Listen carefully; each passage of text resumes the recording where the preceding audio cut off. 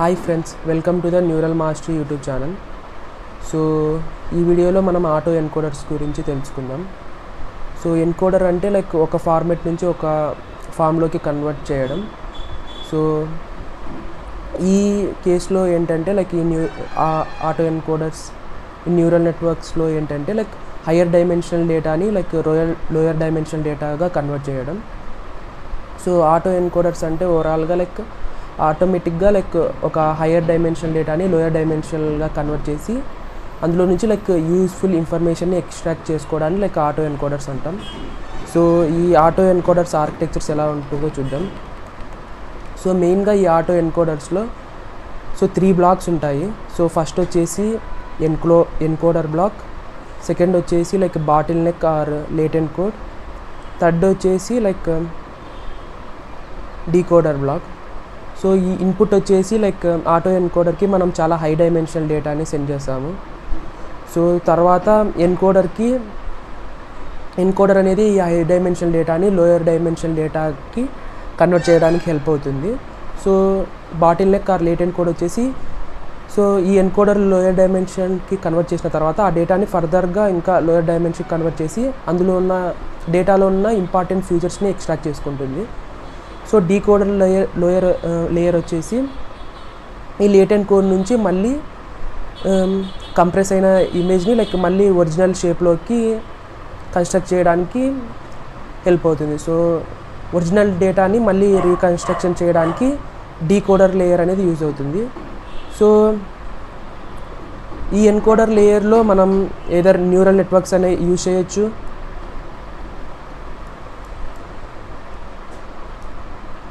లేకపోతే like convolutional neural networks అయినా use చేయొచ్చు.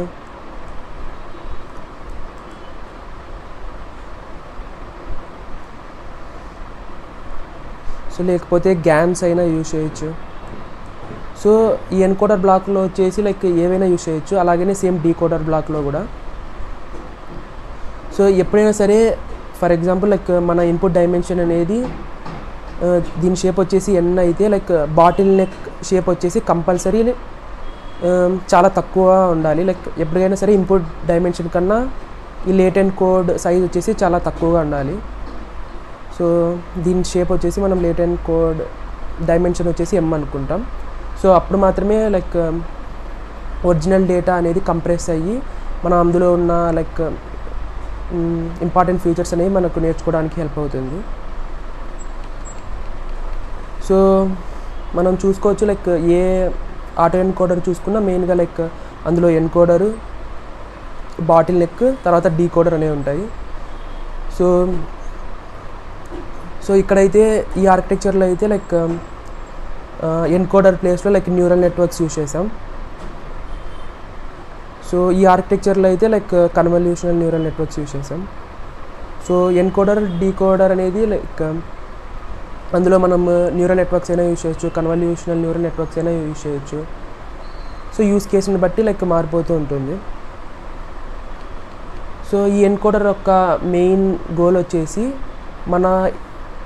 మన అవుట్పుట్ అనేది ఏ విధంగా అవుట్పుట్స్ జనరేట్ చేయాలంటే ఇన్పుట్స్ అనేవి ఏ విధంగా ఉంటాయో అవుట్పుట్స్ కూడా అదే విధంగా జనరేట్ చేయాలి. సో మనం అనుకోవచ్చు లైక్ యూజ్ ఏముండొచ్చు, లైక్ ఇన్పుట్ ఏ విధంగా ఉంటుందో లైక్ అవుట్పుట్స్ కూడా అలా జనరేట్ చేస్తే. సో ఏ యూజ్ కేసెస్లో యూజ్ చేస్తామో చెప్తాను. తర్వాత వచ్చేసి లైక్ మెయిన్గా లైక్ ఇన్పుట్ ఏ విధంగా ఉంటుందో అవుట్పుట్ కూడా అలానే జనరేట్ చేయడానికి ట్రై చేస్తాం కాబట్టి మెయిన్గా లైక్ మీన్ స్క్వేర్డ్ ఎర్రర్ అనేది యూజ్ చేస్తాము. ఇంకా కొన్ని కేసెస్లో లైక్ క్రాస్ ఎంట్రోపీ లాస్ కూడా యూజ్ చేస్తాము.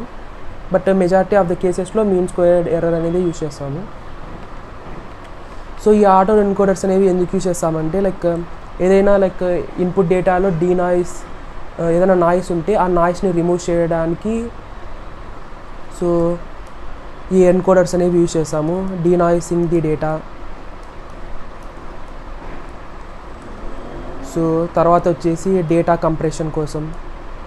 సో ఎప్పుడైనా డేటా అనేది హయ్యర్ డైమెన్షనల్ డేటా ఉంటే అదే డేటాని మనం లోయర్ డైమెన్షనల్ డేటాలో సేవ్ చేసుకొని లైక్ మెమరీ సేవ్ చేసుకోవచ్చు.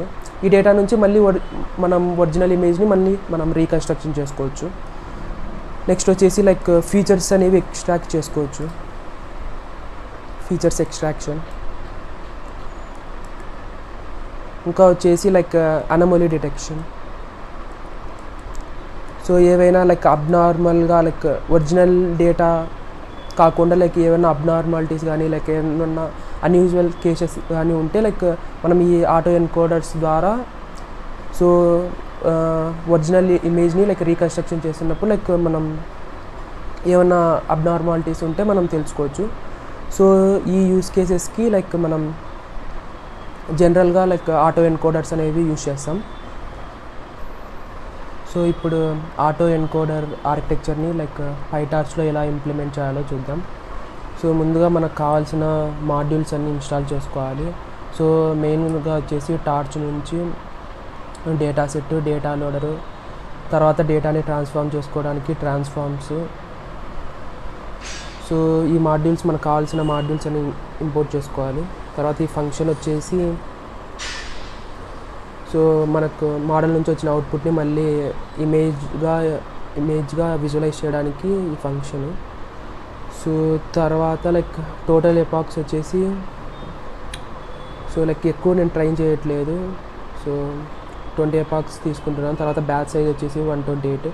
తర్వాత లర్నింగ్ రేట్ వచ్చేసి 0.001. సో తర్వాత సో ఫస్ట్ వచ్చేసి ఎంనిష్ డేటాని like training data and test data load చేసుకుంటున్నాను. తర్వాత వాటిని టెన్సర్స్లో కన్వర్ట్ చేసుకొని తర్వాత నార్మలైజ్ చేస్తున్నాను విత్ మీన్ వచ్చేసి 0.5 అండ్ స్టాండర్డ్ డీవియేషన్ వచ్చేసి కూడా 0.5. సో తర్వాత ఆర్కిటెక్చర్ చూసినట్లయితే మనం ఆటో ఎన్కోడర్.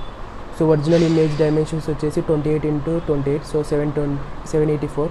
సో దాన్ని మనం 128 డైమెన్షన్స్కి ఫస్ట్ కన్వర్షన్ చేస్తున్నాము. తర్వాత రైల్వే యాక్టివేషన్ యూస్ చేస్తున్నాను. మళ్ళీ 128 డైమెన్షన్స్ నుంచి 64, మళ్ళీ రైల్వే యాక్టివేషన్, మళ్ళీ 64 నుంచి 12, మళ్ళీ రైల్వే యాక్టివేషన్, మళ్ళీ 12 నుంచి 3గా. సో ఫైనల్గా ఈ ఎన్కోడర్లో ఓవరాల్గా మనం 784 డైమెన్షన్స్ నుంచి లైక్ 3 డైమెన్షన్స్కి మనం తీసుకొని వస్తున్నాము. సో ఎన్ఎన్ డాట్ సీక్వెన్షియల్ వచ్చేసి లైక్ ఇది వచ్చేసి ఒక మాడ్యూల్, ఇది వచ్చేసి లిస్ట్ ఆఫ్ మాడ్యూల్ తీసుకుంటుంది. లైక్ ఈచ్ మాడ్యూల్ని ఆర్డర్ వైజ్గా ఎగ్జిక్యూట్ చేయడానికి ఇది మనకి హెల్ప్ అవుతుంది. తర్వాత డీకోడర్ బ్లాక్లో కూడా సేమ్ రివర్స్ ప్రాసెస్లో లైక్ ఒరిజినల్ ఇన్పుట్ని రీకన్స్ట్రక్ట్ చేయడానికి 3 నుంచి 12, తర్వాత 12 to 64, 64 నుంచి 128 మధ్యలో యాక్టివేషన్ లేయర్స్. సో ఒరిజినల్ ఫైనల్గా లైక్ ఇన్పుట్ ఏ షేప్ ఉందో లైక్ అవుట్పుట్ కూడా ఆ షేప్లోకి మనం తీసుకొని వస్తున్నాము. సో తర్వాత సో డేటా అనేది లైక్ ఎన్కోడర్ బ్లాక్కి తర్వాత డీకోడర్ బ్లాక్కి పాస్ చేస్తున్నాము. సో తర్వాత వచ్చేసి మోడల్ని మనం ఫస్ట్ ఇనిషియలైజ్ చేసుకుంటున్నాము. తర్వాత లాస్ వచ్చేసి like mean square loss use చేస్తున్నాము. తర్వాత ఆప్టిమైజర్ వచ్చేసి లైక్ యాడమ్. సో ఇవన్నీ ఇనిషియలైజ్ చేసుకున్న తర్వాత మనం ట్రైనింగ్ ప్రాసెస్ అనేది స్టార్ట్ చేస్తాము. సో ట్రైన్ లోడర్లో నుంచి లైక్ డేటా లోడ్ చేసుకొని తర్వాత ఫస్ట్ మోడల్కి పంపించేసి తర్వాత మోడల్ నుంచి వచ్చిన అవుట్పుట్స్కి లైక్ యాక్చువల్ వాల్యూస్కి ప్రిడిక్షన్ వాల్యూస్కి ఎర్రర్ క్యాల్కులేట్ చేసి తర్వాత బ్యాక్వర్డ్ ప్రాపగేషన్ ద్వారా లైక్ వెయిట్స్ అనేవి అప్డేట్ చేస్తాము. సో వెయిట్స్ అనేది అప్డేట్ చేసిన తర్వాత సో ఈ విధంగా లైక్ ఒక 20 ఎపాక్స్ వరకు కంప్లీట్గా మోడల్ని ట్రైన్ చేసిన తర్వాత సో మోడల్ అనేది మనం ఎవాల్యుయేట్ చేస్తాము. సో మోడల్ని ఎవాల్యుయేట్ చేసుకున్నప్పుడు మనం ఇక్కడ చూసుకోవచ్చు, ఇవి వచ్చేసి original images. So reconstruction images కూడా వచ్చేసి లైక్ అలానే ఉన్నాయి. సో మేము వచ్చేసి మోడల్ని ఎక్కువ ట్రైన్ చేయలేదు. సో ఇంకా బెటర్గా ట్రైన్ చేస్తే లైక్ ఇంకా అవుట్పుట్ ఇమేజెస్ అనేవి లైక్ ఒరిజినల్ ఇమేజెస్కి చాలా దగ్గరగా వస్తాయి. సో ఈ డేటానే అనే కాదు, సో మన దగ్గర ఏ ఇమేజెస్ ఉన్నా లైక్ ఏదైనా ఇన్పుట్ డేటా ఏదైనా ఉన్నా లైక్ వాటిని మనం ఇదే ప్రాసెస్లో లైక్ సేమ్ డేటా సెట్స్ మన దగ్గర ఏదైనా డేటా ఉంటే లైక్ మనం పైటార్చ్లో like custom data set define చేసుకొని తర్వాత వాటిని డేటా లోడర్కి పాస్ చేసుకొని సో ఇదే విధంగా ట్రైనింగ్ చేసుకొని సో ఇది కూడా సో ఈ విధంగా ఇవి వచ్చేసి ఒరిజినల్ ఇమేజెస్, ఇవి వచ్చేసి రీకన్స్ట్రక్షన్ ఇమేజెస్. సో ఇది కూడా లైక్ నేను ఈ డేటా కూడా ఎక్కువ ట్రైన్ చేయలేదు. సో ఇంకా ఎక్కువ ట్రైన్ చేస్తే లైక్ ఇంకా బెటర్గా రిజల్ట్స్ వస్తాయి. సో ఇది వచ్చేసి overall process. So thank you.